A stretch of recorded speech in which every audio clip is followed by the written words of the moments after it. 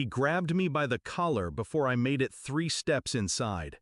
"You're nothing to her anymore, loser. She doesn't want to see your pathetic face." His spit landed on my cheek like punctuation. I didn't flinch. Not in front of my daughter. Not on her wedding day.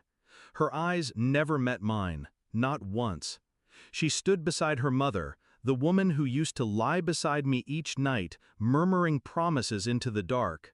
Now dressed in white lace and lies, smiling for photos I wasn't allowed to be in. My fingers gripped the inside of my coat pocket. A single call. No threats, no shouting, just coordinates. Then I turned. I left the venue behind like a casket I didn't need to bury myself in.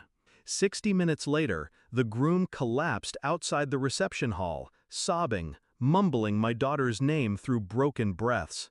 I hadn't always been invisible.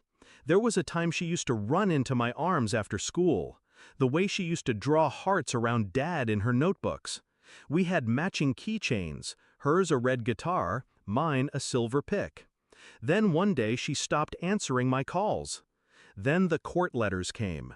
Then the restraining order. For her emotional well-being, my ex said in court, her voice honeyed with concern. They didn't even give me a real reason, only silence. And then came the message last year. From my daughter. No greeting, just, "Please stop calling me. I want to change my last name." That was the first time I felt something die in my chest without pain. Then the wedding invitation arrived. Not to attend, just a notice. A receipt of how far I'd fallen from their lives. Still, I showed up. Not for her, but for myself. For the truth. Something had never made sense. She had loved me. Fiercely. Visibly. Children don't sever bonds without bleeding. So I began to dig. Quietly. I hired someone better at staying silent than I was. Surveillance, deleted text recoveries, phone pings. The new husband had history, a deep one.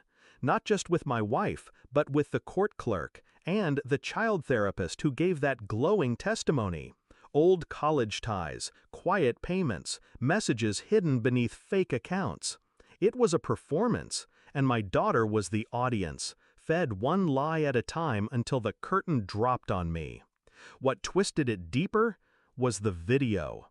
A conversation between my ex-wife and her new husband. Casual, cruel. Her voice flat. "Just keep pushing him out. She'll forget him. Eventually, he'll give up." And he laughed, mocking my handwriting on birthday cards. Joking about the pathetic man who still sends flowers every February 17th, my daughter's birthday. I saved the video, backed it up 6 times, waited. It wasn't supposed to be my moment, but it became one. During the toasts, I watched the groom walk off toward the trees, wiping sweat from his neck. His best man followed, concerned. A conversation took place. Then his phone buzzed. I'd timed it perfectly. One video, from a number labeled unknown. I watched from across the lawn as the screen lit up.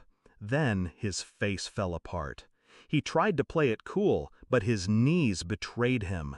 He sank into the grass, holding his face. He asked to speak to my daughter privately. They disappeared into the tent. When they returned, she was crying, not tears of joy. Her gaze found me, for the first time in 2 years.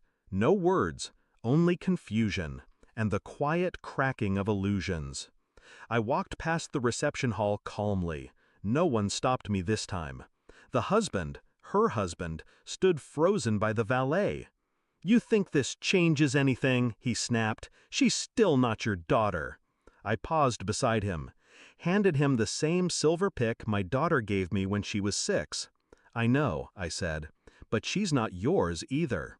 He didn't speak, didn't breathe, didn't chase me when I left. I never raised my voice, never broke anything. Just let the truth hollow him out. That was enough. I didn't go back. I didn't check the aftermath. I didn't need to. They always told me silence was weakness. They were wrong. Silence is surgical. It cuts deeper than rage ever could. Now the truth is out there, poisoned and blooming. No matter what story they try to stitch together now, it will never be whole again. They threw me out like a ghost, so I became one, not to haunt them, but to outlive them. You lose more than family when you betray someone who remembers everything.